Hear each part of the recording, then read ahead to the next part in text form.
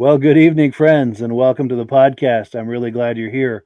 We are here tonight with our good friend Midge Rosebrook, who I'm sure is a very familiar face to you. He's a good friend of mine and probably a good friend of yours as well. And if not, he soon will be after tonight. Um, and Midge, what are we here to talk about tonight? We're here to talk about the beginnings of snowmobiling in New England, Yes, pretty much. yes. In many Uh, ways, the the very epicenter of early that was days. was Lancaster, New Hampshire, Yeah, for a lot of things. A lot of firsts in Lancaster, New Hampshire. yeah, yeah, And yeah. The first town in the United States to get the Revolutionary Bombardier Skidoo, yes, December 4th, 1959. And that's when the first delivered Ski-Doo was imported to Lancaster. very first Skidoo come across the border, delivered to Timberland Machines Incorporated, which is a company that was based out of Ontario. And the store's manager, Bob Bottoms, who was also from Ontario, came down. They wanted to do another branch store somewhere in New England. And Bob did a lot of research. He came through and he checked out Berlin. He checked out a couple of sites in Maine, Vermont, and he ended up choosing Lancaster as the because of the central location for logging back then. And Lancaster was also the county seat, which helped as far as doing, businesses and things like that. So, Yes. and they sold Bombardier logging equipment. And And that then, was the intention of snowmobiles in the beginning, wasn't it, to be a working vehicle as opposed to a yeah, recreational so vehicle? yeah, exactly. Bottoms hired Paul Crane in '58, I believe, when he first came here as his first employee. And Paul was hired on as a salesman, 20 years old. And shortly after that, J. Armand Bombardier invited Bob Bottoms to Valcourt to test this little over-the-snow vehicle that he had designed for trapping and large logging operations. And he said he thinks it might replace the sled dog. So it was basically, he designed it as a working vehicle. So Bottoms and Crane went up there to check this out, and they gave the green light to Paul to test the thing out. So Paul jumps onto it, drives it up and down the road there at Valcourt, because back then it was a gravel road in Valcourt. It's a pretty small, tiny town, Sure. rural town in Canada at the time. And so Bottoms, the genius that he was, he was just a pure. He had a business head, and he saw dollar signs. I think when he saw that little sled going, this is going to be a recreational boom in Sure. the And that it future. was. Yeah, I think he saw that. So he ordered one. He says, "Yeah, we'll take one." And well, the damn thing sat around the shop for about a year. And because of the price, I think the price was like $900. And this was in 1959, Wow. 1960. That's a little spendy, So, yeah. well, boy, I mean, you could buy a new pickup for that back then, Sure. So a guy by the name of Dave Parks came in one day, and he said, "Bob," he says, "I'll make a deal with you." He says, "I'll take that contraption off your hands if you want to take my woodlot out east. I've got a woodlot out there. I don't know how many acres it was, but," he says, "I'll trade that woodlot for that machine." And Bob was trying to get rid of it, so he took him up on it. And they traded the very first Skidoo that came into the United States for a woodlot.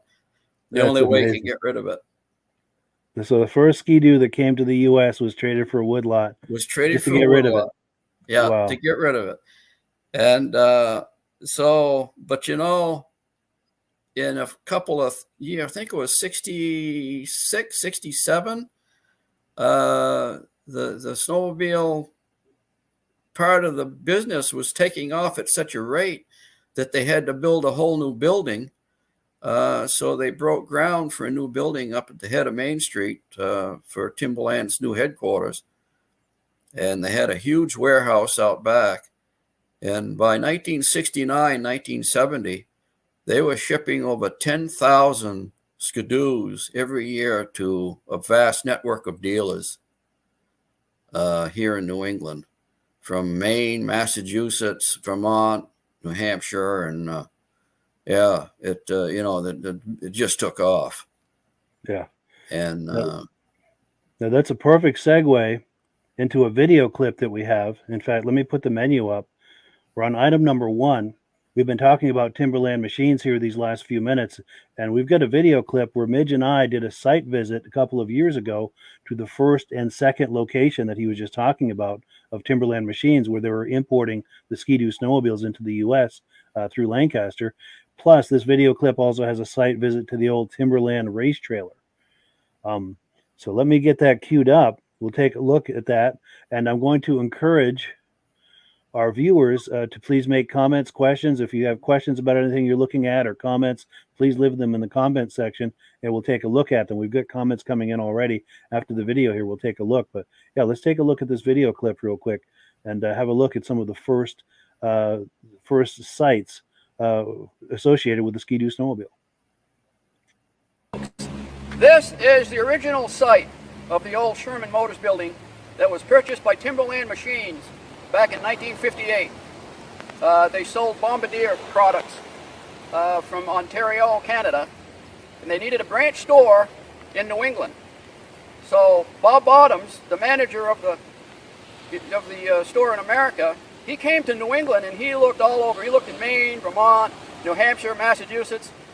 He did an extensive search, and he just happened to look at Lancaster as being the center hub of logging back in the 1960s and the late 50s, and he settled on Lancaster as the branch store. And behind me is where the old Sherman Motors building was. It was a Dodge dealership. They went out, he purchased the building, and this is where the original Bombardier Ski-Doo came to America in 1959, right here. December 4th, 1959, the first Bombardier Ski-Doo came to America. They imported right into the building that stood on this spot. This building is not the original building. The original building was torn down. This building was further down. They moved it up here. This building belonged to the old Thompson Manufacturing Company. And they moved it up here for a welcome center. But the original building, the Dodge dealership, that building was torn down. But it was in about this area. You said it was at a different angle, huh? It was a different angle. It was more like here, and I think it was more this way because there were some sheds to my left. There was a series of sheds where they kept the school buses back then. And so this whole area here was all Sherman Motors Company area. That building that Mike just took a photo of was the original site of the Timberland Machines building that they constructed in 1966. The reason they did that was basically because of the Bombardier Ski-Doo. Sales took off big time in 1965, 66, and when the building was finally finished in 1967, they were selling between 8,000 and 10,000 snowmobiles out of there every year. So they needed a big warehouse to house this this new phenomenon that was coming on the scene. And so later, I think it was like in 70, 71, I think they were selling 10,000 or better snowmobiles out of there every year until the peak, until everything crashed and a lot of companies went out of business. But in the early 70s, it was still kicking. And if you would consider this, Timberland Machines had a big racing program, and Bob Fortin was the captain. Bob Martin was a team member. Timmy White, Frank Dodge, and so on. They had a pretty good race team there. They even built a little race shack out back specifically to work on the sleds. And the story was that Bob Bottoms would take $100 off from each crate that they were putting out of there. He would take $100 from each sale of the sled and putting it towards the race program. So you're looking at $100,000 race program. That adds up fast. And $100,000 back in 1970 and 71 was a huge amount of money. So you can see why Timberland Machines did so well on the racetrack was because they had a lot of funding behind them, and Bob Fortin was getting paid a salary, plus he could make anything that he made on the racetrack he could keep. So he was taking home $1,000, $1,500, sometimes $2,000 on a weekend from his winnings, and he didn't have to pay for any of the parts because Timberland Machines racing program furnished him. He could go to the stock room and grab a cylinder and a piston and whatever whatever he needed to win races with. So it was an unbelievable program, and it put Lancaster on the map big time, because everywhere Timberland Machines raced, they had Lancaster, New Hampshire was Timberland Machines on the side of their race van, and the 45-foot box, and that was an incredible time period, really, back then. Yeah. To have our town be so well represented by a snowmobile race team. Yeah, for sure. Yeah. Is there a picture of that truck and trailer anywhere? Do you know? I think there is, and I think it's on the Stockwell Road right over here. So if you want to drive up there, maybe we can. Yeah. Yeah, I think. Nice. Yeah.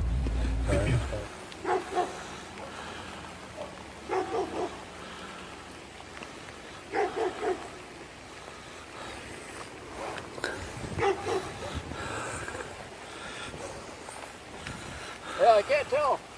There's not enough scratched away to be able to tell. Are there graphics on the other side too? Yeah, faded. Worse. Way Worse? Okay, this is the good side? Yeah, this is the better side. Because that side, the sun hits it. Oh, sure, yeah. Oh, yeah, and then you get the post and the, yeah.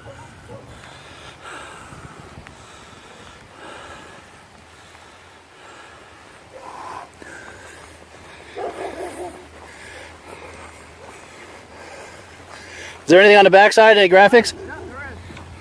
It's pretty faded. Yeah.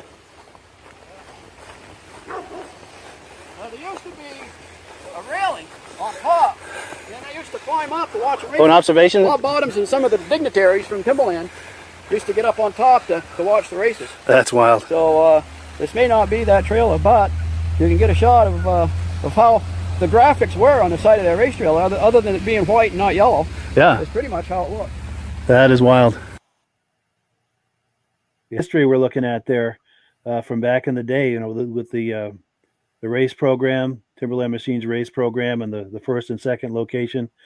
Now, a couple of quick comments I need to make on this. This first location where Midge was standing there, he is literally a stone's throw from the backside of the Lancaster Motel. And I mention that because the Lancaster Motel is very, very supportive, not only of this podcast, but to everything that Midge has been doing with the Eastern Snowmobile Racing Hall of Fame, and just snowmobiling in general, past, present, and into the future. I'm going to pop a graphic real quick for the Lancaster Motel because they're good friends of ours. I encourage you to support them. If you're thinking about a snowmobile trip that includes a lot of snowmobile history, there's no better place than the Lancaster Motel. Their numbers on the screen here, and they also have a seasonal deal where you can rent a room by the month or by the season. Bring all your gear and your trailer and your sleds up, bring it up once, and then just travel back and forth with your vehicle. It saves all that towing. Just something to think about, because they are very, very supportive of all of the vintage activities that Midge and I do, as well as modern snowmobiling and all of that. And then there's another story. I'll let Midge tell it. We pulled up to this place, the second location for Timberland Machines, and there was kind of an incident there, if you will. They wouldn't let us film. Do you want to tell that story, Midge? Yeah. Mike and I was standing there, and I was talking it up like in the video that you just heard, and all of a sudden this car comes screaming around the corner, and the guy says, "What are you guys doing here?" And well, I'm just talking up this building, which used to be Timberland Machines. And, oh, you're not supposed to be here. You're not supposed to be on this property, and no photos. Okay, so Mike and I left, and it was almost like a big black SUV. It wasn't an SUV, but it was it might as well have been a man in black pulling up there. Exactly. Oh boy, he just chased us out. Yes, and the compromise we reached with him is, he wouldn't let us videotape there, but I said, well, if we take a couple of still photos, and I got the still photos from two different angles, and then we went to another location, and we just sat in the car, and that's where Midge and I were talking about this, the commentary that you heard. So that was kind of the compromise that we reached is we wouldn't stand there and do video. We took a couple quick images, went to another location and talked about it in the car. And then we've got, and I told Mike, they've got a sign out front, looking for help, help wanted. Well, the guy comes screaming around the corner there. The first thing he wanted to do was chase us off. He didn't say, "You guys looking for work?" No, he wants you can't be on the property. So, no wonder they're looking for help. They chase everybody off that goes there. So anyway, it was comical. It was a funny moment. Thankfully, he was nice about it, but he wasted no time coming out there, careening around the corner because he was. Oh heck, we weren't behind the building. We weren't there a minute. Yeah, he came around this corner on the right there, and we were kind of on the other side. And he came careening around the corner, and like I said, thankfully he was very nice about it. But we couldn't film there. No, but it was funny. Now we've got comments of plenty coming in. Something top secret's going on in there, that. So yes, absolutely. Yeah, absolutely. Now we've got tons of comments coming in, and I don't want to neglect them any longer. Let's take a look at these comments real quick, and then we've got tons more to show you here throughout the evening. Just a whole lot of history and memories of snowmobiling from back in the day. We've got our good friend Dave from Alaska Railroad saying good evening to Mike and Midge. Good evening. Yes, good evening back. Also, our friend Ben Thomas says good evening from Carterville, New York. North Shore Vintage Sleds are in the house. # NVS. They've got a great program there at North Shore Vintage Sleds. They do a lot of vintage shows. And if you get on the Vintage Snowmobile Lovers Facebook page, scroll down a little bit, there's a graphic on there for an upcoming show they're having on the 27th. Also, someone on Facebook saying, what a wonderful podcast. We appreciate that. Well, thank you. Our good friend John Springer Jr. is saying good evening to Mike and Midge. Thank you so much. Good evening. Another friend here on Facebook is saying, you two are both wonderful men. Well, thank you. That's wonderful of you to notice. Oh, thank you. We appreciate that. Stacy and Art Fosler, regular viewers from the very beginning. In fact, Art Fosler was our guest on the Snowmobile podcast just the other night, saying hello. Appreciate that. Lancaster local Bill Nast is saying hello. Hey, Bill. He's out in Eagle River, I think. I think so. Yeah, either that or just back. Yeah. Yeah. And then Robert Jordan is saying Epping here. Is he involved with the Epping event they have every fall? Maybe that's what he's saying. In Epping, New Hampshire. Yeah, maybe. Yeah. Yeah. Oh, here's a question. David from Alaska Railroad says, just curious, did the first Ski-Doo have a name, or was it? Or he says, I think it was called the Ski Dog, and I think it was. Do you know anything about that, Midge? Yeah, it was J. Armand Bombardier called it the Ski Dog, and but the G on the end of the logo on the cab looked like an O. So when people looked at the name, it looked like Skidoo, because the G was kind of real close together. Sure. And you didn't see the little tail on the G, and so people kept mistaking it for an O, and so they started calling it Skidoo, and Bombardier just went with it, and from then on it was the Skidoo. Nice. Yeah. Nice. But you see there again, he wasn't looking at this for recreation. He was calling this the Ski Dog. Yes. Implying this was just simply to replace the sled dog for traffic. Yeah. So, but it certainly has been more than a workhorse. It's been everybody. I mean, Mike, you can remember when people had 3 or 4 of them. Yeah, they were everywhere. Everywhere. Across the snow belt. It was wonderful. It was like an infestation. They were just everywhere. Everywhere, yeah. It was wonderful. Yeah. Yeah. And there's so much joy and fun around it too. People were really enjoying themselves. It made winter an awful lot of fun. Winter was so much fun. Yep. Yeah. Now we've got more comments coming in. We've got L in NC saying, hi guys, this is great. When I was a young lad, I read in Snowgoer magazine the first chapter of Bill Vince's book, Warriors of Winter. I scraped for the money to pre-order it. Now I still have my hardcover. Nice. great. That's a great book. Isn't Yeah, that for that sale is. at Crane Snowmobile Museum, that book? That's the snowmobile racing Bible right there. Yes. Yeah, that's as far as I'm concerned. That's the best book to have. Yes. Yeah. And then someone on Facebook is saying, I'm interested in any sleds with a Timberland T on them. Absolutely. That was a great Yeah. logo they had, that Yeah. reverse triangle Yeah. with the T on it. I sent you that photo of that poster with the Timberland hat. Yes. Let me On switch the screens shelf. so we can look at that. Yeah. Here we go, right there. Yeah, at the very Yeah. bottom there on the front of that hat is the Timberland logo. Yeah. Henry Dion gave me and Shane Beatty a hat when we were doing the 50th Grand Prix reunion. And he said they're very scarce, Midge. He said there's not many of these hats left. So I've been pretty choice of it. And I just put it on the shelf up there right underneath that poster. That poster was done up for Timberland machines by somebody, some artist. And yeah, so well, I think the Motel has those for sale. They do. And Last I knew, yeah. Yeah, the proceeds go to the Hall of Fame. So Yes. yeah, I'm not sure what they're getting for them, but I'm not sure either, but it's reasonable. It's not crazy money. not crazy money, but it's a nice poster. It is. And yeah. we were at one time the snowmobile capital of the world. Now Eagle River has probably taken that away from us, and rightly so. I mean, Eagle River is the granddaddy, but before Eagle Lancaster River, got there first. we were first. We were Yes. racing in 62, 63, 64. Yeah. We even beat Eagle River by 1 week in 1964 when they first Wow. started. Yeah, they raced That's a week amazing. after the 64 Grand Prix. Sure. So yeah, their first race. Sure. Yeah. Now we've still got comments coming in. We've got our good friend Reese Fleury saying good evening, gentlemen. Appreciate that. Someone else saying good evening. Here we go. Someone was saying I was in Lancaster last July. Oh, this is John Spranger Jr. He went by Crane Snowmobile Museum. He said, luckily, Paul Crane came up and talked to him, and they had a great visit.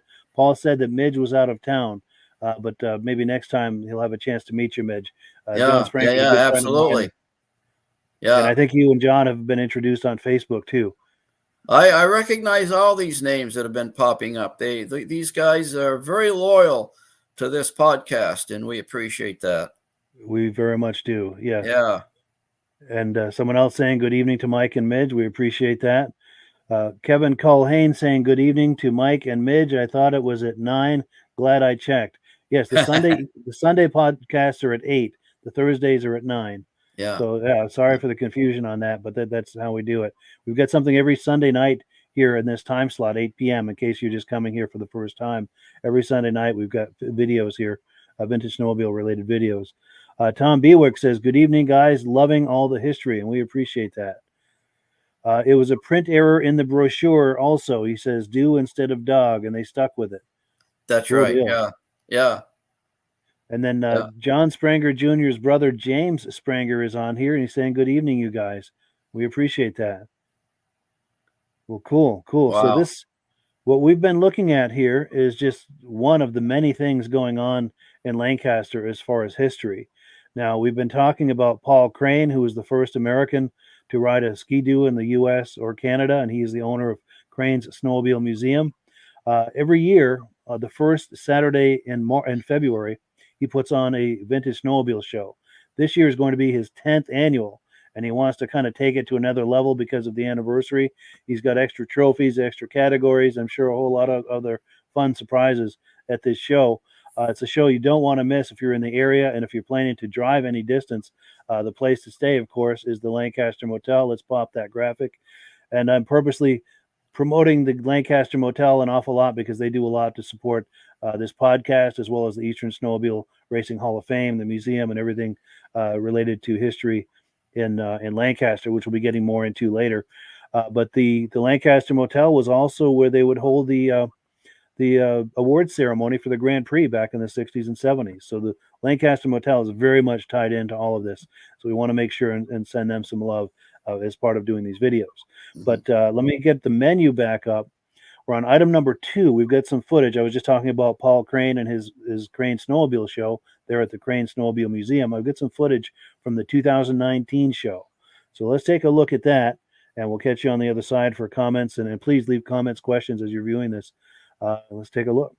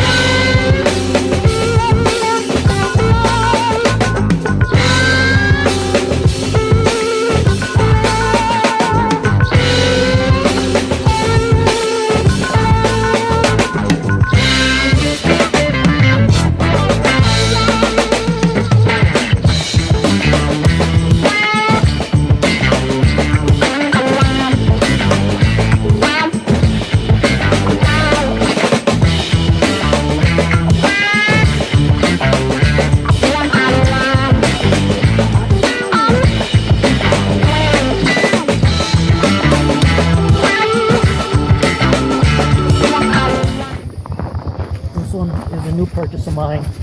It's sort of a special race model from Kawasaki. It's got the 4/6 is special porting that wasn't done on other Is that one with the motors. twin spark plugs on each cylinder? Twin spark plugs in each cylinder. Sure. Yeah.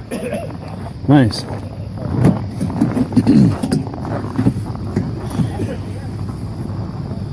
On the big The radiator. liquid cooled, yeah.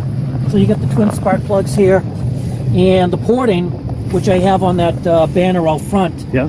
was very unusual. They're a very fast machine, and they like to run. They're not a machine, as I found out last week in a vintage ride.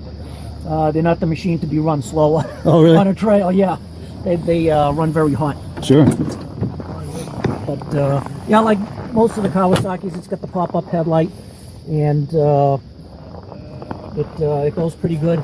This one here, as you said a little earlier, had the independent front suspension, and it was kind of unusual for its day. They had a whole line of Lizard sleds back in the early 80s, and the other ones were liquid cooled. This one here is a fan cooled 497, and it had that suspension, and it didn't sell well because it was heavy, and back then, even like today, they liked the light machines, and something with the liquid cools would obviously make them go faster.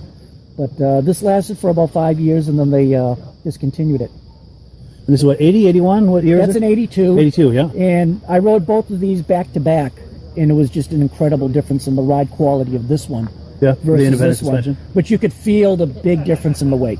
You could feel the weight, huh? Yeah, this thing you could flick around. That thing, God, if you ever took that off trail, you'd sink like an anchor. Almost like the modern day Arctic, the modern day Yamahas. Yes. As people like to joke. Known for being real heavy, yeah. Yeah, but if you're looking for a nice, comfortable ride in rough terrain, then this is the sled that you chose, because back then the grooming wasn't like it is now. Yeah. So, you leave in the morning now when it's flat, and you come back and it's a little bumpy. Back then it was bumpy the whole time. Yeah. But if you're in tight, twisty trails, that's more a nimble sled that you would want versus something like that. Sure. What was your name? My name's Mark. Mark, great. Where are you based out of? Andover, Massachusetts. There we go. Yeah, Crane Snowmobile Show at Crane Snowmobile Museum, and Midge, do you want that brown building behind us? Not only do you have all these sleds that exhibitors bring, you want to talk up what's going on inside that building? Yeah, Paul has recently purchased 3 new vintage sleds for the museum. one of which I think he said there was only 2 or 3 of them left in existence. It's the first year that the Scarroll came out in 1966. And he's got a fully restored 1966 Scarroll. The thing is beautiful. It's just gorgeous. And he has a 1968 TX 500 Polaris with a 372 J-Lo engine in it. And it was the first attempt that Polaris made to produce in the crate race sleds for people. Nice. This is one of the very first consumer race sleds, if you will, and they called it the TX 500. And it had one of them I think had an 800 or 744 twin, but this one has the 372. And he just recently went to Canada and purchased a 1962 Skidoo. Now, I'm not sure if it's restored. I think it might be restored, but I'm not sure about that. But I know he had to go up above Valcourt, and he picked it up here recently. So now I haven't seen that yet, but Sure. That's those 3 sleds are something that he just barely picked up recently. Nice. And that's not to forget his probably 100 sleds at least inside that building. Oh yeah, he's probably got 100, maybe 130, 140 sleds in there right now. Yeah. And that makes the crane show really special because not only do you have all of these sleds that have been brought there that day by exhibitors, but there's another 100 sleds inside. So I mean, it's Right. Double your pleasure, double your fun, if you will. Yeah. You get the sleds outside and the sleds inside, and of course they've got burgers and chili and things cooking inside. Yeah. So you can You have a place eat to and get go in and get up. warm. Yes. Where a lot of places, a lot of vintage shows during the winter like that, you don't really have a lot of places to maybe go in and get warm.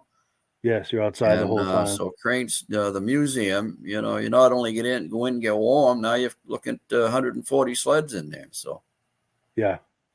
So that makes it an extra special show as far as I'm concerned, yeah, absolutely. having it at the museum because you've got all, like I said, you've got all of these sleds outside plus another 100 plus inside. Yeah, And like you're you said, right on plus the corridor ability to- 5. So if you wanted to go for a little snowmobile ride, you could. Yeah, just like this guy coming through here, he's going on the trail. Yeah. So if you can snowmobile to it, you can come by car. Yeah, and I want to plug the Lancaster Motel one more time because that's just one block away, walking distance from the Lancaster Motel. Yeah. So if you want to come for the weekend to book some trail riding, plan some trail riding, and attend the show, you can do it all from the Lancaster Motel. It's just a short walk, and there's plenty of parking for trailers and everything, and for your sleds. You can ride right from your door on Corridor Trail 5. And the Lancaster Motel was the original headquarters of the Lancaster Grand Prix. Yes. Yeah. And they had that's where they passed out the trophies. That's where, I mean, you hear names like Bob Eastman, Gilles Villeneuve, Yvon Duhamel. Those guys stayed at the Lancaster Motel. I mean, there's so much history that's going in and around that. It's just a famous building for snowmobile racing back then was the Lancaster Motel. For sure. In fact, this is right where the media bar is now, where Gilles Villeneuve is getting an award. Yeah, that's Gilles right there, and Alvin Whitey Leonard, who was the chief of police in Lancaster, and he was also the Grand Prix chairman that year. Yes. Yeah. So the nice thing is, as a snowmobile enthusiast like you and I are, we can go stand in that very spot that Gilles Villeneuve stood. Yeah. Yeah. Yeah. I wish I knew which room it he stayed at. It'd be kind of cool to, if you wanted to rent a room, say, I want to stay at the Gilles Villeneuve room today. Exactly. And I know we've looked into that, and the original owners don't have record of it, and the current owners don't, and that's really unfortunate because that would be a blast, to be able to stay in the room where Gilles Villeneuve stayed or Bob Eastman. Oh, Bob Eastman, yeah. That would just be something else. I don't know how. In fact, let's put this to our viewers.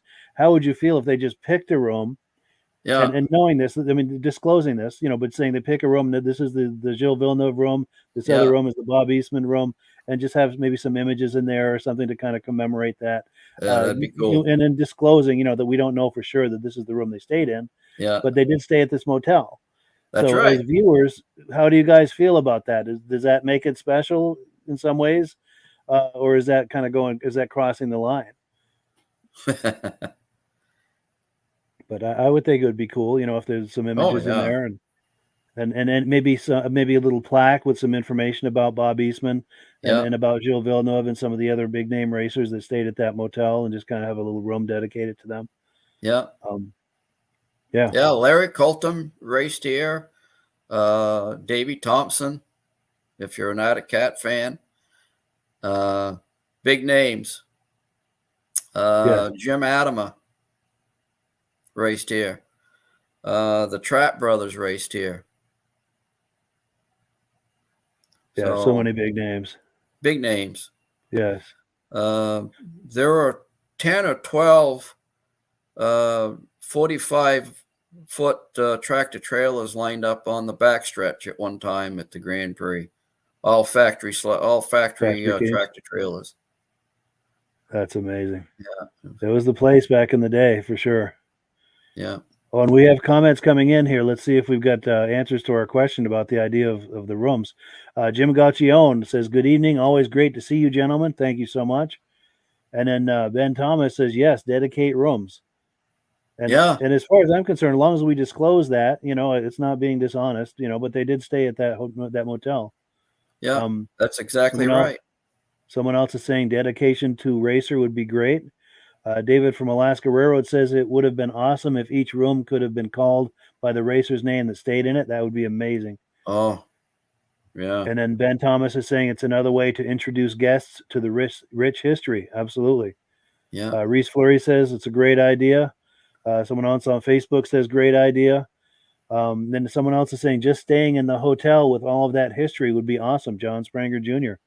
Absolutely. Oh, yeah. And that's why we name drop the motel, you know, constantly with the podcast and everything we're doing, because they do a lot to support us. In fact, they have a after party. They host an after party after the Eastern Snowmobile Racing Hall of Fame induction ceremony.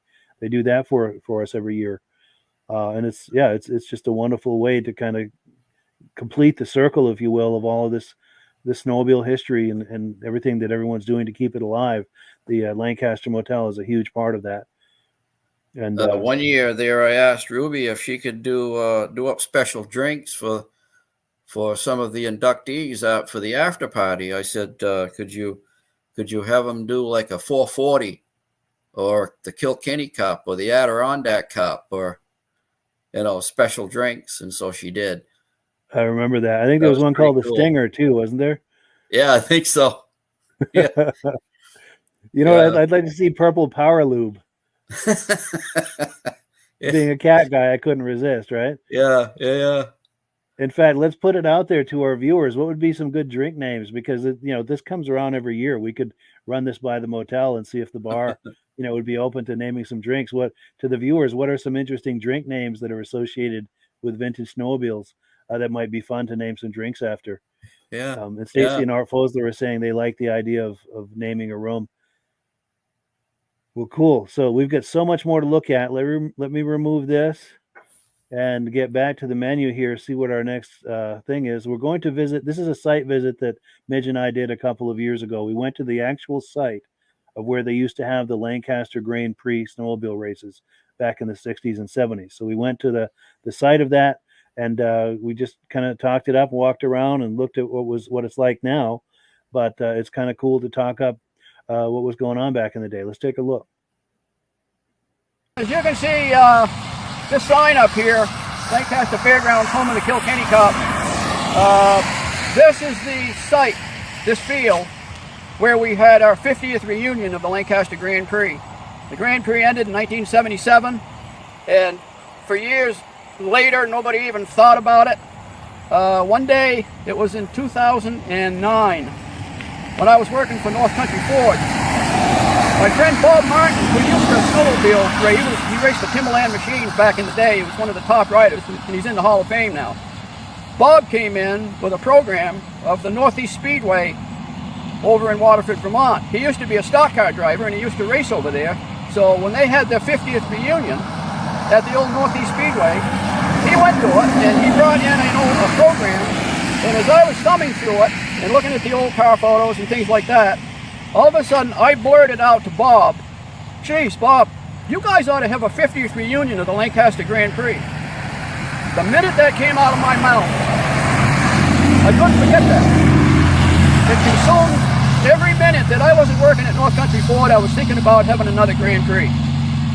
First few people I got a hold of, Shane Beatty, his dad Mike, who used to be a Grand Prix chairman back then. I talked to Mike before he passed away. Talked to Bob Clark, who was a chairman back then in the day. Of course, Bob Martin. And we decided that, yeah, we should do a 50th reunion of the Grand Prix. Now, in 1964, Lancaster had a bicentennial, and for the Winter Carnival, we had the Grand Prix Snowmobile race as part of the Winter Carnival. So we celebrated Lancaster's bicentennial by having that snowmobile race. It turned out to be, they kept it up, and it turned out to be probably the largest snowmobile event in New England at that time. And so for our 50th, guess what? That would be Lancaster's 250th birthday. Wow. So we're not only celebrating the 50th reunion of the Grand Prix, we're also, again, celebrating Lancaster's birthday, their 250th. So Shane Beatty was voted in as chairman at the Snowdrift. The Snowdrifters, by the way, were the ones that put on the original Grand Prix. So the Snowdrifters are the ones that put on the 50th reunion. We voted Shane Beatty as the chairman. The whole town came out to help out with this race. And we had to do it right. We had to do this thing right. The Grand Prix was an important race back then, and to do a 50th reunion, we can't do anything less than the best that we can do. So we haven't raced since 1977, so we're green at this. So Kenny Bowens, who was on the committee, he happened to be online one day, and he came across ice racing over in Boonville, New York. A guy by the name of Ed Stabb was the head of that Northeast New York speed. I can't think of the Northern New York Vintage Snowmobile race or something like that. That's what they call it. Anyway, he asked Ed if he couldn't maybe join us in the meeting at Shane's house via voice thing with the phone.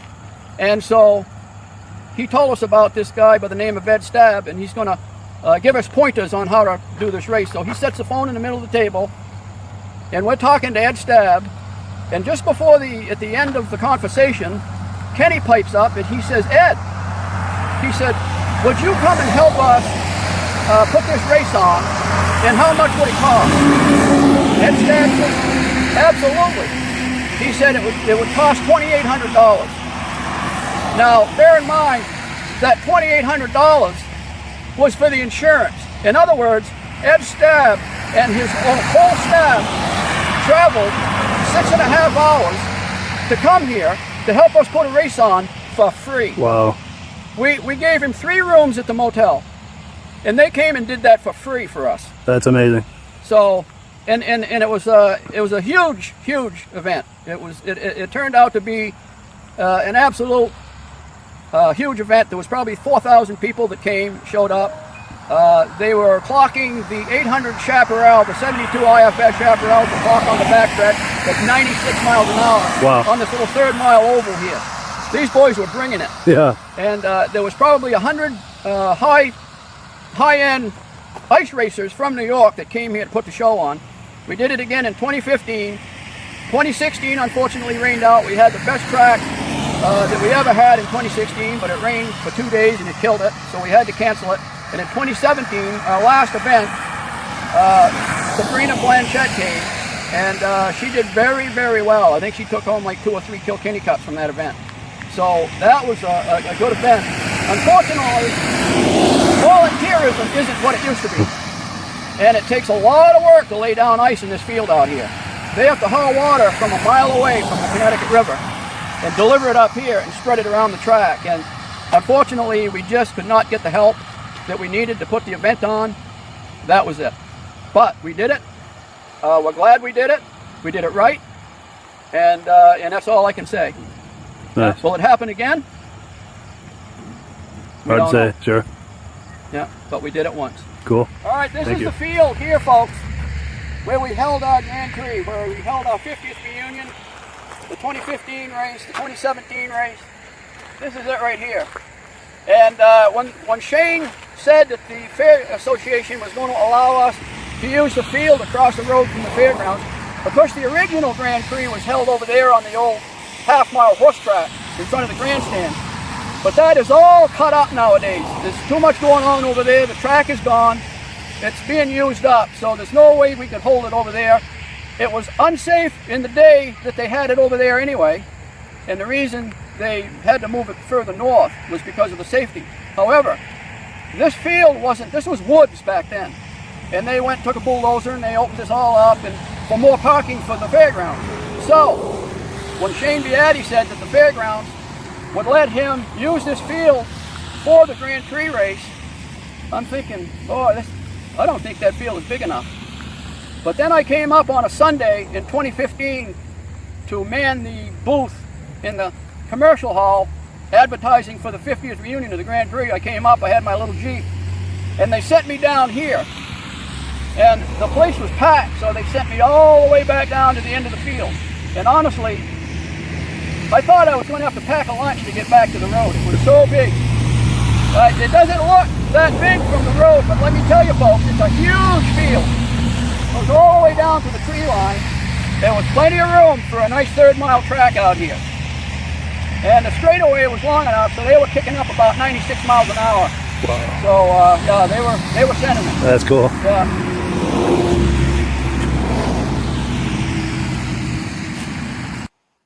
Cool. Yeah, so that is the site of the original Grand Prix race series back in the 60s and 70s, as well as the reunion, the 50th anniversary. Yeah. Yeah, that the Kilkenny Cup was introduced in '66 at the fairgrounds, and Bill Buckland, a local gentleman who worked for Timberland Machines at the time, his name was the first name to go on that cup. Wow. And Bucky's going to be inducted this coming for the Hall of Fame ceremony this fall. So I'm pretty excited to see Bucky put into the Hall of Fame, because he was one of the better ones. So yeah, a lot of history there. Yes, and then another name that you mentioned who was inducted into the Hall of Fame a few years ago is your friend and mine, Ed Stab. Ed Stab, absolutely. Yeah. Ed, when he was 12 years old, he went to the local skidoo dealer out in Boonville, New York, and begged him to let him work on the skidoos. In I think it was 1968, he was 12 or 13 years old. And after school, he went in, he's begging the skidoo dealer to let him work on the sleds. And he said, you know what? He said he let me. Wow, that's amazing. Yeah, and so it begins. He what he did, I don't know if he was just probably handing wrenches to the mechanic that was working on him or something, but yeah, he went out and yeah, and that's the beginnings of Ed Stab and the snowmobile, and it's been nonstop ever since. And I think Ed is like 64, 5 now, maybe 66, and he's still going strong. And he's one of the top promoters of the East when it comes to snowmobiles. I would say that Ed Stab is the top promoter. Yes. I don't think anybody comes close. I would agree. Yeah. In fact, the national event in 2002, I think it was, he organized that out in Old Forge, New York, and that was a very well-run show. Oh yeah, absolutely. And he helped put on our 2016 national show here in Lancaster. Yes. At the fairgrounds. Yeah. Anytime Ed Stab has anything to do with snowmobile vintage shows or snowmobile racing, they tend to run a lot more smoother. Yes, the attention to detail is very impressive. He just he knows what he's doing. Yeah, and he's been That's doing all it for he's a ever long done. time, and he's really good. He's got it down. Oh, yeah. And the other question I wanted to ask you about this Grand Prix, um, before it was the Grand Prix, what was the name of it? And also, was that considered some of the earliest racing in New England?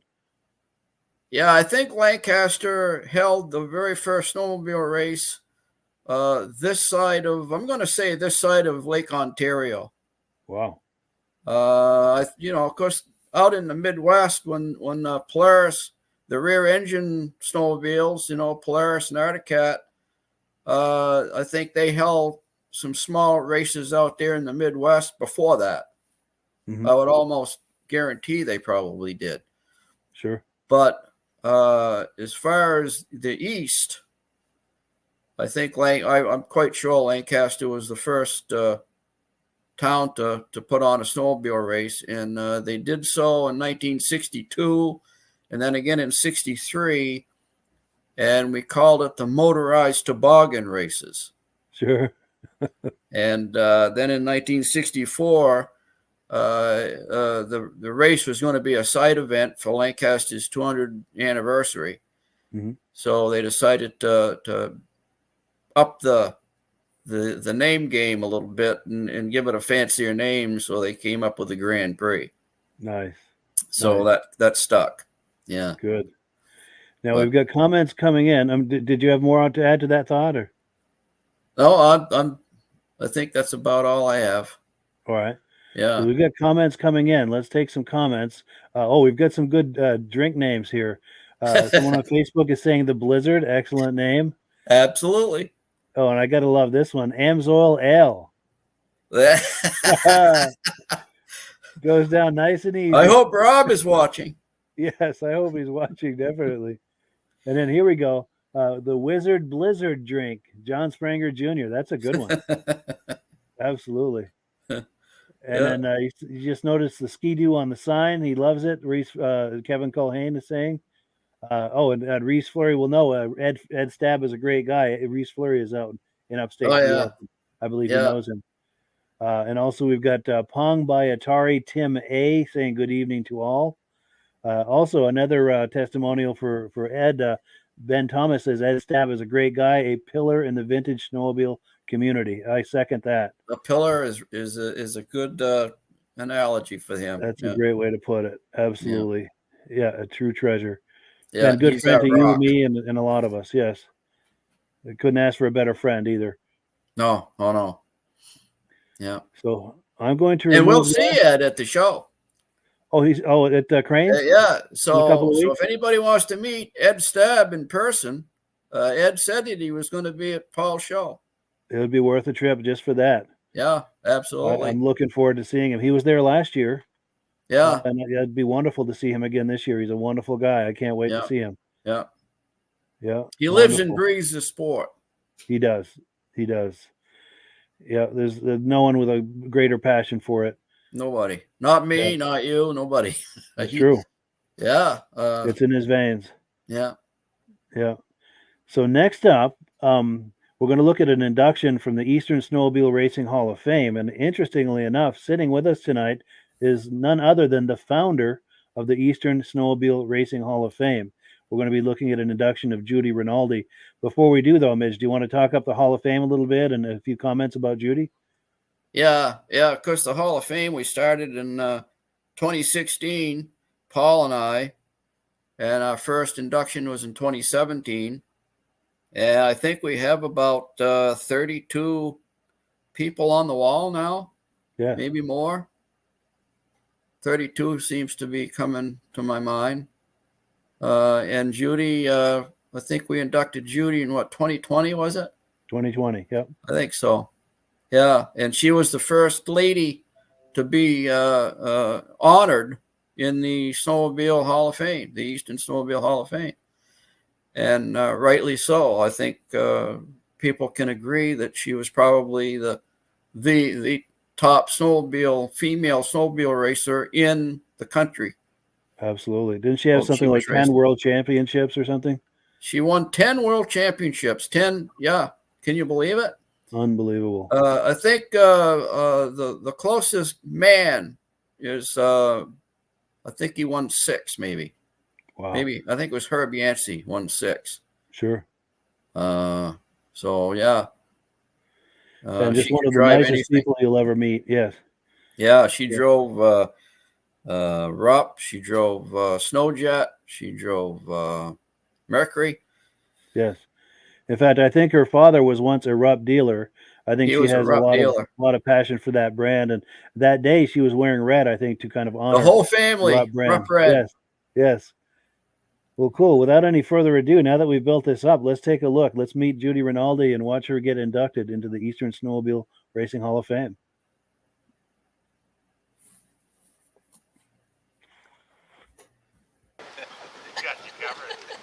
The next inductee is Miss Judy Rinaldi.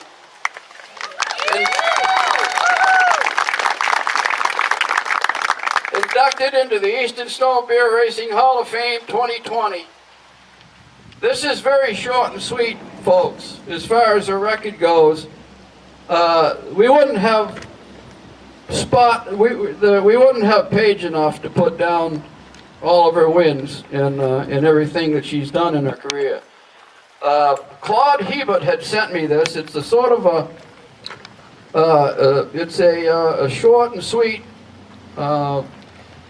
written article about her career at one of those whiteout events over in New York. And when I saw that, I said, that'll be enough. That'll do it. And it's an amazing career. So I'm going to start. Judy began her racing career in 1973, and by 1980, she was considered by most to be the best woman racer in North America. She was only 17 when she set the women's land speed record for snowmobiles at 72.4 miles an hour and nearly set the men's record of 94 miles an hour, but blew a piston 20 feet short of the finish line. Racing Rupp sleds from her father's dealership, Judy won 10 Snowmobile World Series championships. She was the youngest woman to win this title, and after her 9th championship, became the first man or woman to win 9 titles. From Warner's, New York, she also drove Mercury, Snowjet, Arctic Cat, and Skidoo sleds. On the very same day in 1980 that a USA Olympic hockey team beat the Soviet Union to advance to the gold medal round, Judy Rinaldi won the World Series of Snowmobile Racing in Waltham, Saskatchewan, Canada. Ladies and gentlemen, the great Judy Rinaldi is in the building.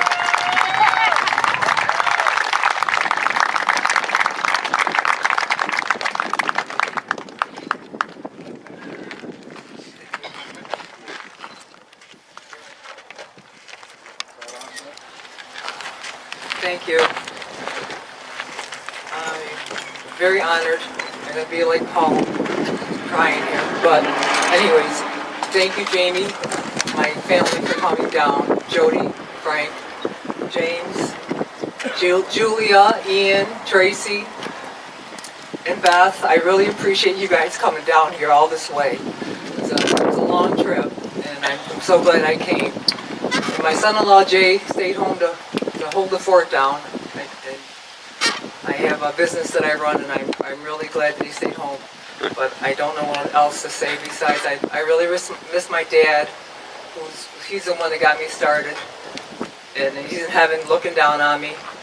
And I just appreciate, yeah, I know he is. I appreciate everybody, and I'm not really one for too much words besides thanks an awful lot. How you doing? Hello, goodbye.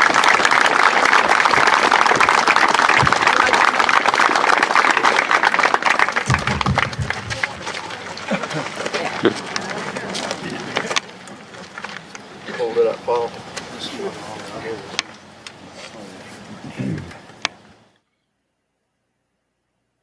Yes, the great Judy Rinaldi inducted into the Eastern Snowmobile Racing Hall of Fame right there at Crane's Snowmobile Museum in Lancaster, New Hampshire. Yeah, it doesn't get better than that, does it? Well, I'm tearing up now over stuff like that gets to me.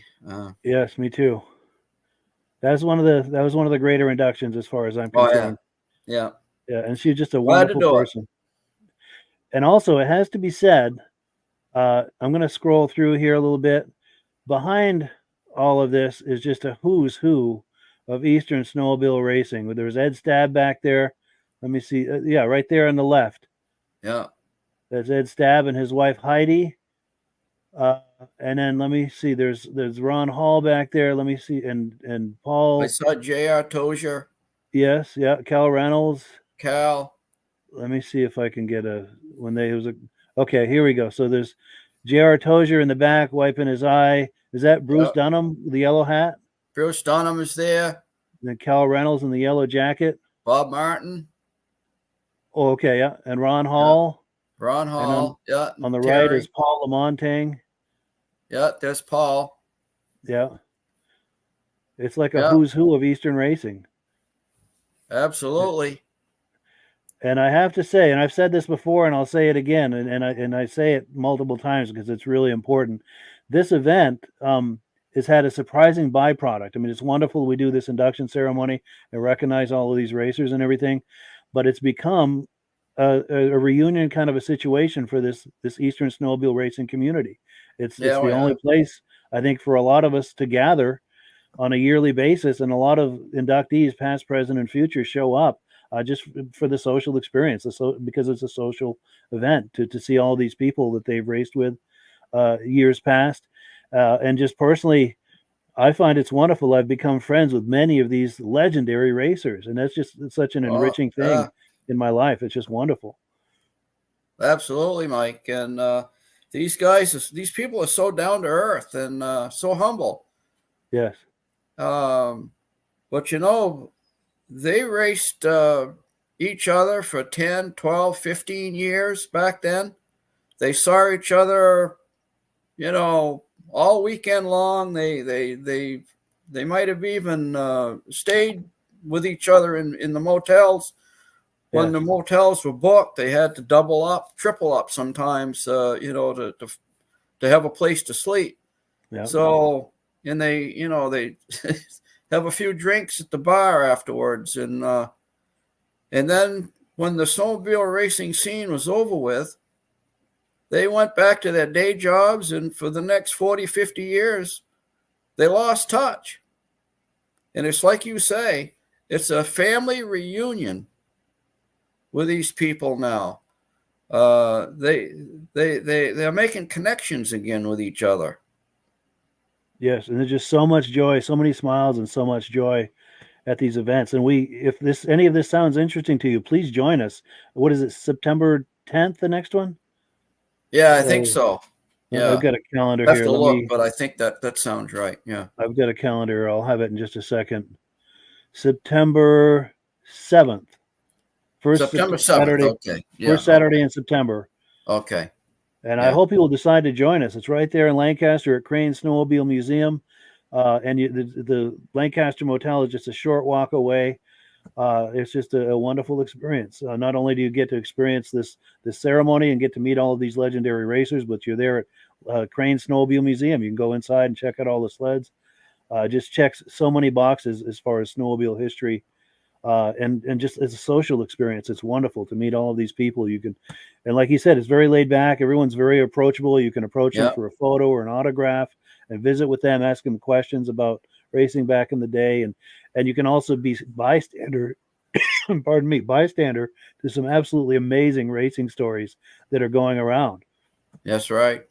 Yeah, and these folks aren't going to last forever. I mean, they're in their 80s now, mid 70s, mid 80s. The clock is ticking for all of us. We lost Bruce Dunham this last year. We lost Bob Clark. Yeah. So if you ever want to meet any of these legendary heroes, I would suggest you try to make a point to come because, like I say, time's not on their side. It's not on my side. Yeah, for all of us, the clock is seriously ticking. Yeah. I hope you can decide to join us this year, September 7th, Saturday, September 7th. Book your room at the motel, the Lancaster Motel right now, because we booked that place solid most years, and I'm going to put the graphic on the screen again for the Lancaster Motel. Yeah, yeah. And be sure and tell them, if you call them, be sure and tell them that you heard about it on the podcast, because they do a lot to support this podcast, and they would love to hear that that's where you heard about it. Yeah. So I'm going to remove this. We've got plenty more to come, folks. We're just getting warmed up. We're on item number 4. No, I'm sorry, item number 5. After the ceremony, we had an after party at the Lancaster Motel. And at the after party every year, I try to catch up with all of the inductees for an interview. And thankfully, I was able to catch up with Judy for an interview. Let me cue that up here, and we'll take a look right here. My name is Judy Rinaldi, and I was very honored to be inducted into the Hall of Fame today. My whole family actually came down today. My daughter and my grandson and my granddaughter and a bunch of friends and 2 of my cousins. So I definitely had a great time. I don't really know what else to say besides being very honored. Saw a whole bunch of my old friends. Diane Baker, who was a really good friend of mine, was here today. And that's about all I really have to say. I don't really say a lot. That's all right. Do you have any thoughts about maybe some of the favorite sleds that you rode, or favorite racing locations, or favorite specific races, or any stories about races that stand out? There's one particular race where something happened that stands out, or...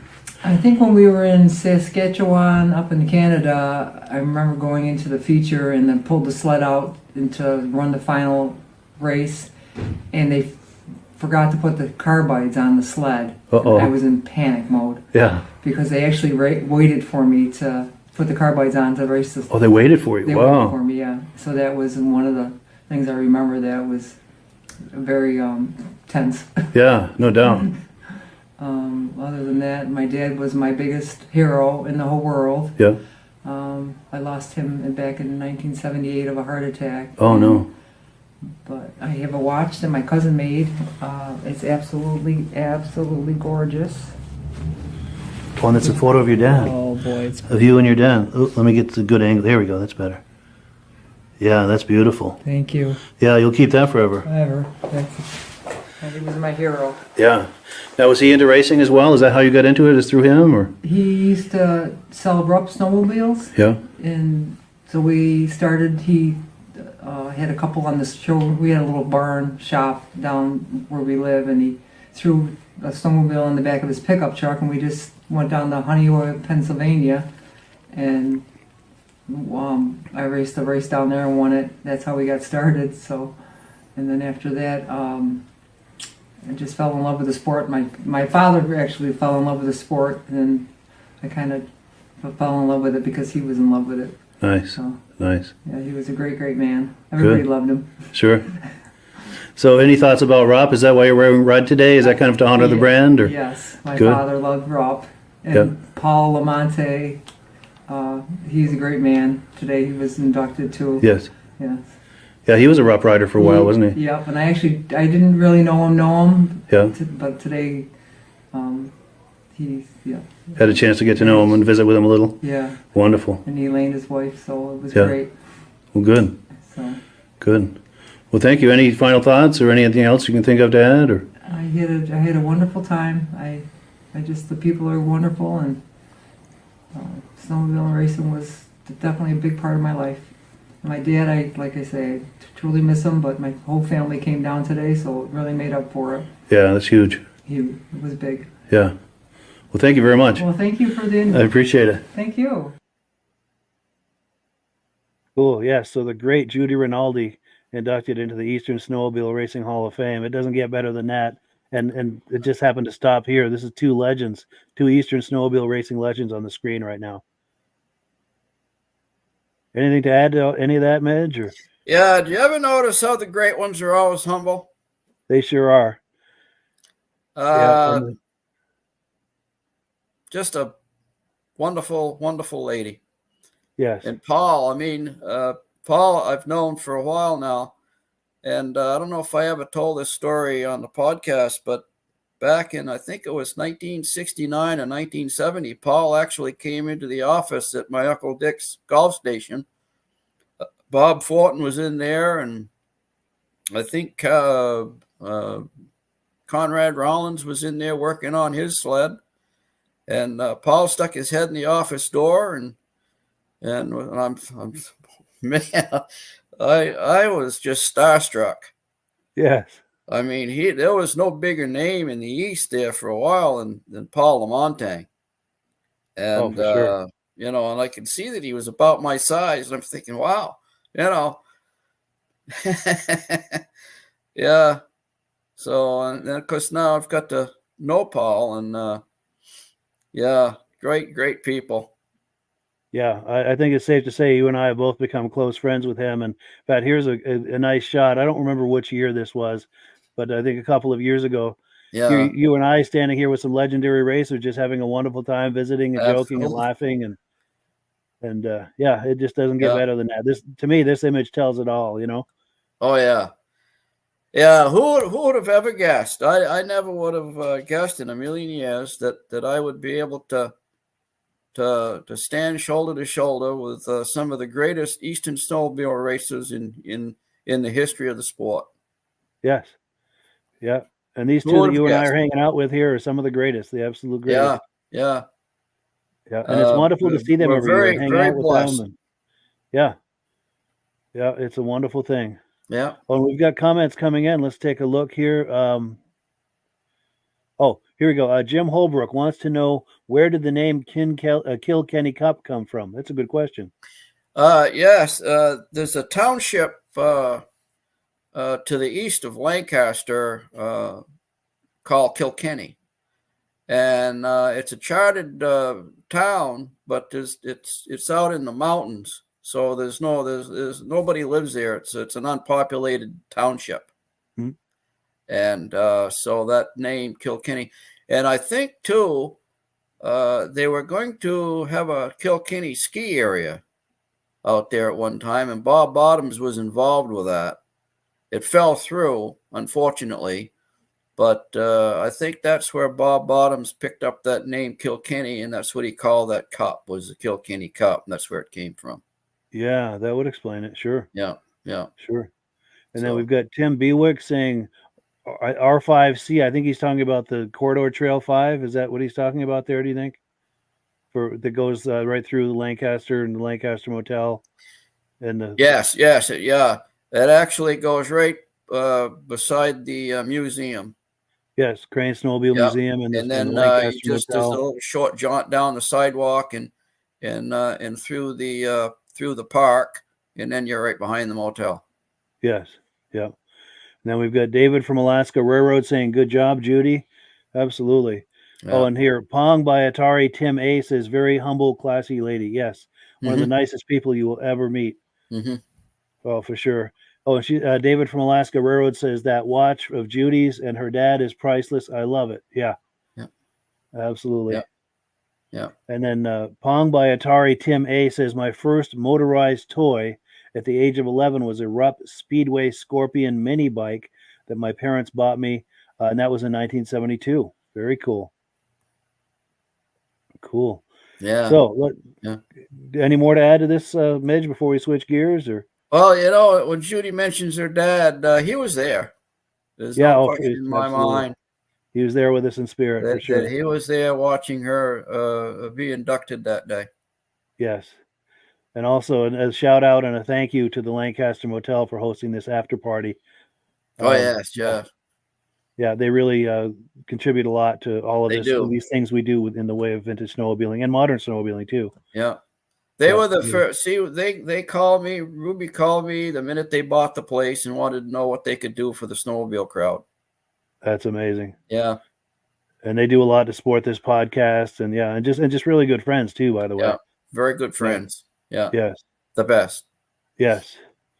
So we are on item number 6. We're going to go back to the bar at the Lancaster Motel, and we're going to talk about some Lancaster Grand Prix racing memories. We're going to hang out there right at the bar and talk about that. Let me cue that up. Right here.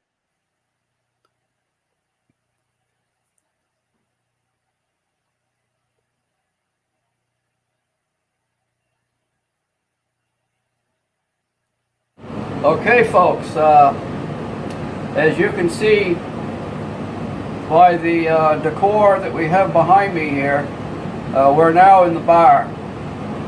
And this is where everyone ended up after racing. They raced handlebar to handlebar, trying to kill each other on the track all day long. And then they come in and sit elbow to elbow and buy each other drinks at night. And this is basically where it was at.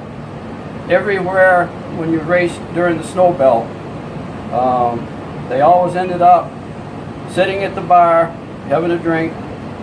Some of them maybe were back in the rooms. I hear rumors of maybe engines being removed from the sleds and taken into the rooms and rebuilt in the motel rooms. That's just a rumor. But even after they finished with that, they'd come to the bar. They were all in their 20s, they were kids, they were having fun on the track, and they had even more fun at night.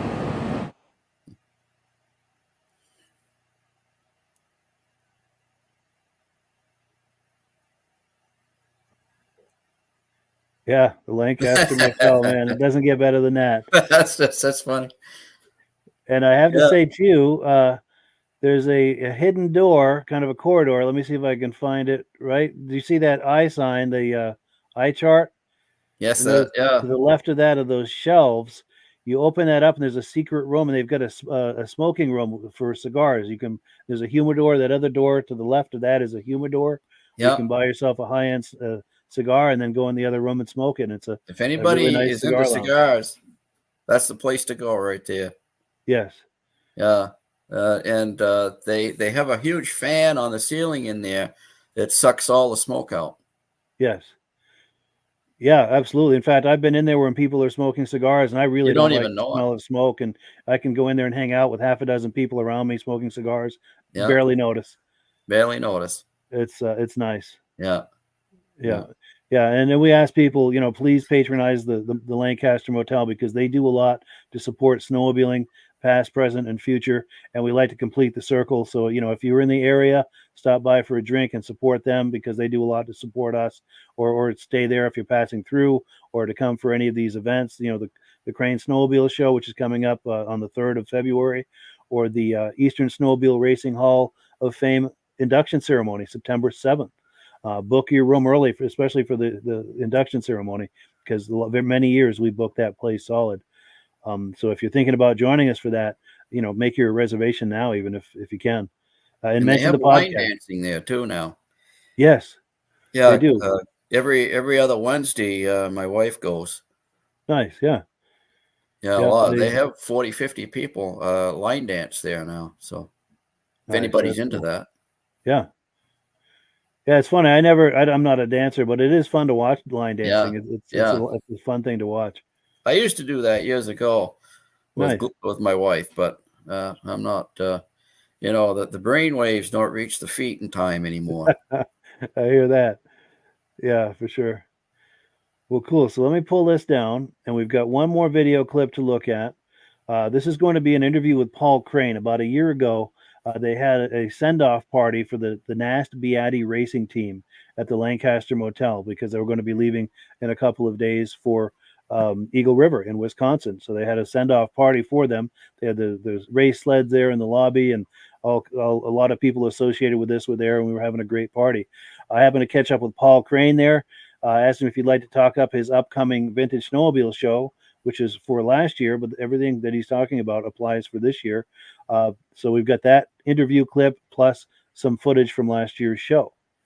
So I know that was kind of a mouthful, but that's what it was. Let's take a look.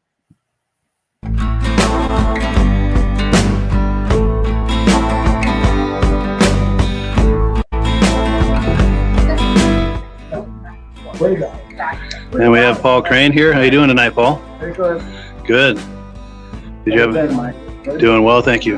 In fact, this is a prime opportunity if you want to talk up your snowmobile show that's coming up in February. Yeah, February 4th, I have a show. Bring up, we're giving trophies away like we do every year, 7th year. And You're not going to pay entry fee or anything. Come, enter one of the classes. You have to get one of those to go. Yeah, it's one of the nicer shows in northern New England, as far as I'm concerned. Yeah, That's February 4th. in Lancaster, New Hampshire, on Main Street, right at Crane Snowmobile Museum. And you're the Crane and Crane Snowmobile Museum, right? Cool deal.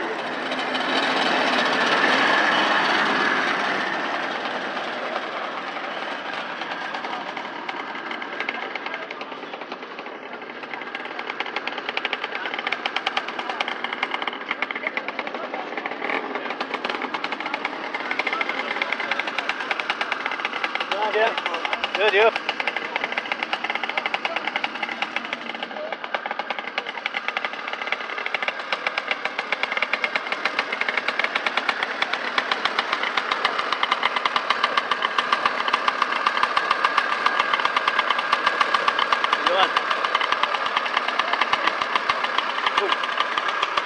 Good call, thank you.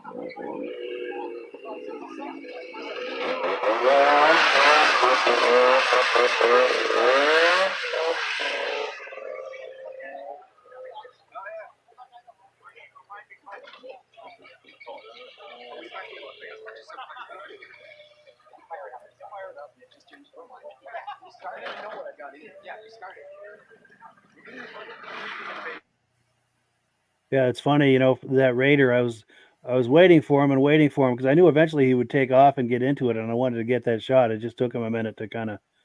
You don't often see those at the shows, but they're a very unique machine. Yes. And here's the graphic for Crane Snowmobile Museum. I hope you'll join us this year, February 3rd. It's just, I think, a weekend after next. It's a wonderful snowmobile show. I hope it's not as cold as it was last year, Mike. Me too. That was cold. Yeah. That was better. Oh, gee. Yeah. But Yeah. one of the big sells with this show is, you get all of the sleds that the exhibitors bring, and then you've got that big building behind with another 100 plus sleds in there. Right. Crane Snowmobile Museum. That makes it a really special show. Right. And I have to mention right here. Do you know this guy, Walt Selly? I'm not familiar with him, but He goes to a lot of the shows in northern Vermont and New Hampshire, and okay. his family, his sons usually go. He's got at least 3 sons that I know of, Aaron, Thane, and I think Paul, if I'm not mistaken. Then he's got grandchildren there and possibly great-grandchildren. And as a family, they've got a significant collection of sleds, and they do a lot of the older sleds, the antique sleds like these, and a lot of the rear-engine sleds. They've got a really impressive collection, and a lot of them they restore themselves, and it's really fun hanging out with them. I've always wanted to catch this gentleman here, Walt. He's in his 80s. I've always wanted to catch him for an interview, and if he's there at the Crane Show, I'd like to try to catch him for an interview. Yeah, I'll have to meet up with him too. Yeah, he's a wonderful guy. Yeah. Yeah. And that's some sled he's got there. Yes. Yeah. That's one of the very early Arctic Cats as far as front engine Arctic Cats go. Definitely. Yeah. Yeah. Yeah. And a lot of I'm trying to find these older sleds on the right are probably his family's. Yeah. I'm not sure exactly who, which one and who belongs to who, right. but they like those old, the rear engine sleds and the really early front engine sleds. It's a really nice collection, a nice collection, and they're nice people to talk to and hang out with. Yeah. And I've got another quick story. I want to find just the right spot. Now, you saw how vehicles and snow right here. See the trail riders going by? That's Corridor 5. Yeah, that's Corridor Trail 5. And as we're at the show, the Crane Snowmobile show, there's trail riders passing through, and they're saying, wow, look at all these old sleds. Yeah. Well, Jason Gibbs, your friend and mine, he usually brings a Polaris RXL to that show. Yes, he does. This one year he had that idling, and he had it running and everything, and he got on it and took off. And as he's taking off, these trail riders are going by doing like double and triple takes. Like, what the heck was that?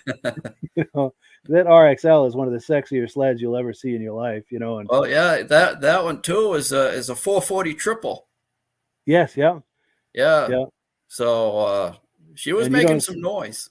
Yes, it's a very loud sled. Yeah. And you don't see sleds like that on the trail, so with these modern trail riders, seeing that go by, it's like, what was that? Yeah. So anyway, that's a story that I just had to tell. Yeah.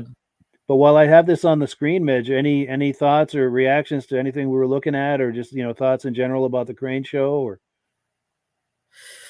well, it's like as you can see, there's probably 75, 80 sleds there. Yeah.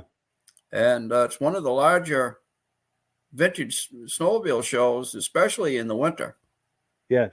I mean, you got larger shows in the summer, but as far as the wintertime show, where you can, ride your sled to it, and even if you bring a vintage sled, you can take that out and ride the trails as well. Yeah. So and if just to meet Paul Crane and see that museum, I think is worth the trip. Yeah. It adds so much to the show. You see all the sleds outside, plus go inside for the museum, and then of course Paul Crane, who we've been talking about tonight. He's the first American to ride a Ski-Doo snowmobile in the U.S. or Canada, and he was involved in the importation of the very first Ski-Doo snowmobile into the U.S. And I think he set up some of the first dealers in the U.S. too, didn't he? Yes, he did. As a salesman for Timberland machines, he helped set up some of the very early dealers. And here's another thing, too, people might not know. Paul Crane is in the International Snowmobile Hall of Fame out in Eagle River, Wisconsin. Yes. He was inducted in 2015 out there. Yeah. So just to go and have a chance to visit with Paul Crane himself. Yes. For everything that he did for the snowmobile. Yeah. And he's the co-founder of your Eastern Snowmobile Racing Hall of Fame. Yeah. If I understand correctly, he was also one of the founders of the first snowmobile club in America. We didn't even talk about that tonight. He The is a charter Lancaster member of Snowdrifters. the Lancaster Snowdrifters, which is the oldest snowmobile club in America. He was Yeah. there at the very first meeting. He and his wife Marilyn. And was he not one of the organizers of the early Grand Prix? He first was racing in New one of England? the people that helped put on the very first race in 1962. In 1963, when he was a member of the JCs, Mhm. Bob Clark was one, Mike Beatty was one, Bill Doolin. Lancaster is just as far as the snowmobile world goes, I think Lancaster is one of the most historic places in America. Yeah, it's rich in snowmobile history. And it has some of the very early trails. Yes, legacy trails, I like to call them. And you can contact the Snowdrifters Snowmobile Club. They've got a Facebook page and a website and all of that. And you can ask them, what are some of those early trails, Right. that were from back in the day, if in case you want to do that for historic, in the interest of history and all of that, Yeah. And it's cool to come to the Crane show just to meet Paul Crane himself, get your picture taken with Paul Crane.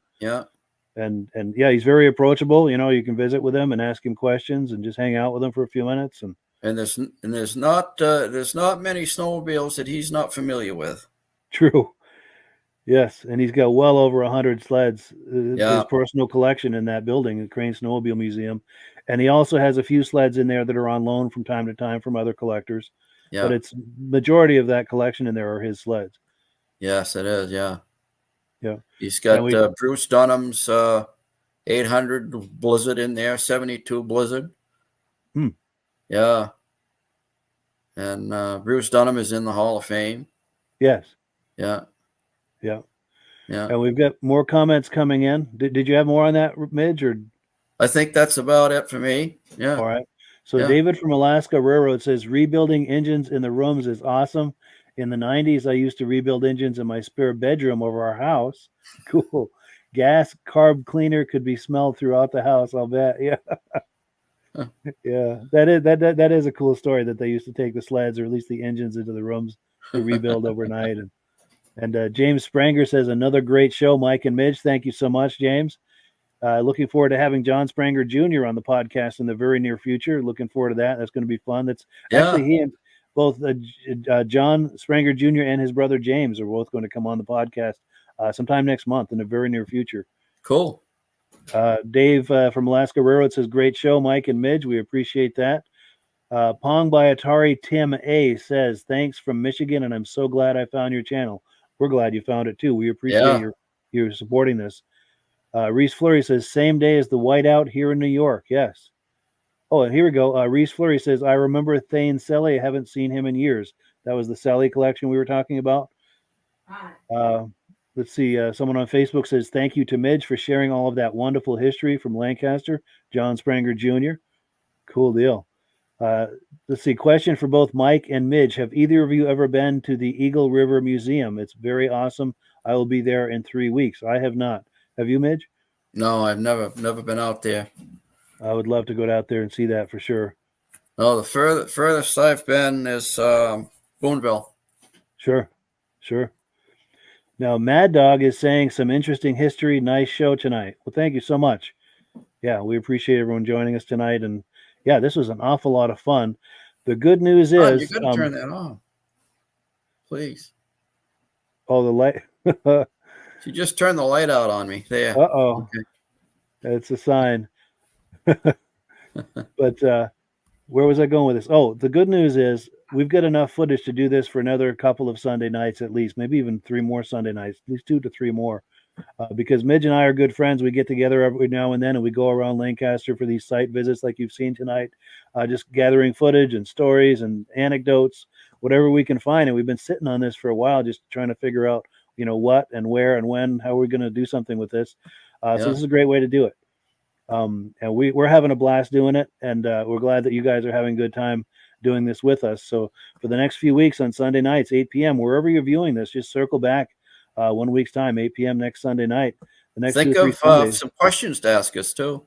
Please, yes. Any kind of questions about the early days, especially about New England and Lancaster, and Oh, we've got a couple more comments. Here we go. Ben Thomas says, thank you for a great show. Appreciate hearing about all the history.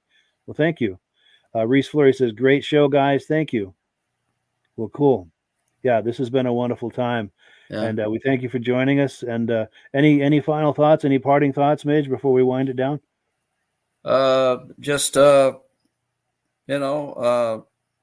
stay tuned for the next couple of podcasts and think of some questions you might want to ask us about, the early days of snowmobiling and racing, and we'll try to answer them for you.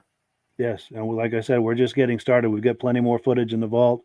And please consider joining us at the Crane Snowmobile Show, February the 3rd, Saturday after next. We would love to see you there. That show is an absolute blast. Yeah. Big then, show. Of course, yes, and then, of course, Midge is the founder of the Eastern Snowmobile Racing Hall of Fame. They have an induction ceremony in Lancaster, New Hampshire at Crane Snowmobile Museum, first Saturday every September, which this year will be September 7th. Please think about joining us for that. And if you are thinking about joining us for that, book your room now at the Lancaster Motel. I'm trying to find the graphic because most years we book that place solid. So you want to book now if you're thinking about joining us. Here's another graphic with their number on there. Pardon me. And if you give them a call, please mention that you saw this on the podcast. Anytime you reach out to them, or if you show up there, just to show up at the bar for a drink or something, please mention the podcast. They would love to hear that because they do a lot to support the podcast and the Hall of Fame and Crane Snowmobile Museum and local trail riding and just and the list just goes on. They do a lot to support snowmobiling, and I'd like to encourage the snowmobiling community to complete the circle and do what you can to help support the Lancaster Motel. They do a lot to make all of this we're doing possible. And a couple last quick comments. Oh, yes, Glenn Ford. I met in Old Forge a couple years ago. Says, most enjoyable guys. Thank you so much. Pong by Atari Tim A says, thank you to Mike and Midge. They appreciate it. And we appreciate all of you guys who are viewing. Yeah, and with that, this time I think we're really going to close it. But thank you so much for watching. Stay tuned for more of this next week, 8 p.m. Eastern Time next Sunday night. And can't wait. All right. Have a good one, everybody. Take it easy. All right. See you, Mike. Take care. We'll talk to you. All right.